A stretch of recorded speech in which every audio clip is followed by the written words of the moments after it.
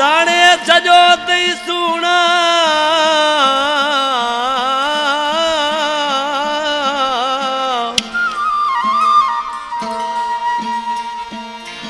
साड़े सजो तई सुना मुँह जो यार अंदर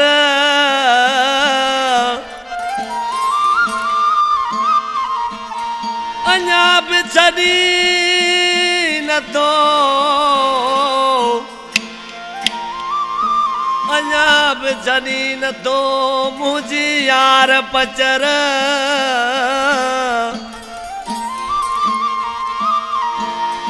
ओ ततो बधई मां दिल भर तंग न कर अली अकबर वापारी के मुस्तफा वापारी इज्जत अली वापारी जुम्मो वापारी अमीन खासकली अयूब खासकली अली अकबर जो फर्जंद लाल मलूक ॾिसी आशिक छा थो चए पकवादी पंहिंजे महबूब खे चए थो त मुंहिंजा जानी मूंखे ॾाढो सतायो अथई जॾहिं मूंखां वास्ता बि छिनीअ उस्ताद नज़ाकत जानी चए थो मूंखां वास्ता बि छिनीअ पर पोइ मुंहिंजे साम्हूं तूं छो थो अची पर पुटु दोस्तनि सां गिलाऊं कंदो अथे पर आशिक जी छा थो चए पकवादी ओ न तो मूं सां जे मिलण चाहीं न तो मूंखे दे ॾिसण चाहीं पोइ रोद ख़ाली कर रोद ख़ाली कर तॾे वञ ताका ॻोठ ख़ाली कर न तो मूं सां जे मिलण चाहीं न तो मूंखे दे ॾिसण चाहीं पोइ रोद ख़ाली कर रोद ख़ाली कर तॾे वञ ताका ॻोठ ख़ाली कर हा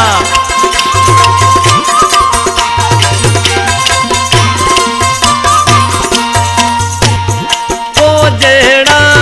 कंदा वादा रोडन ते रोज पिया मिलन अलामन जारी ओ जेड़ा कंदा वादा रोडन ते कई पिया मिलन सदीन तो पल्ला वारा वर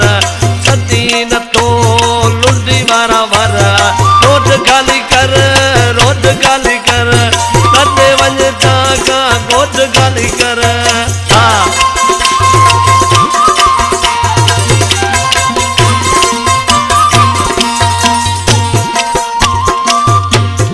आई तूं यार लोकल हाणे तोखे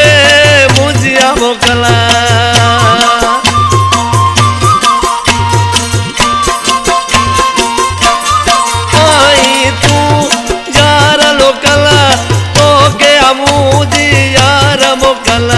माठ करे वे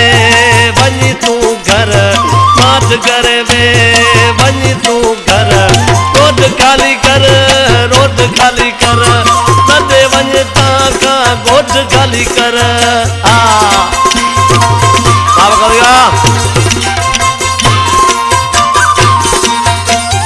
सलाम शायरा अली अकबर खासकली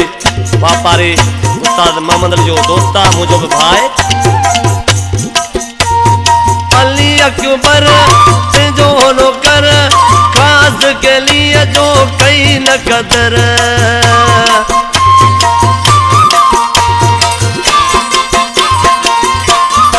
अली अकबर जो नौकर खास के लिए जो कई न कदर वापारी चवे हाणे सुड कान भर वापारी चवे हाणे सुड कान भर रोड खाली कर रोड खाली कर तॾे वञ ताका ॻोठ खाली कर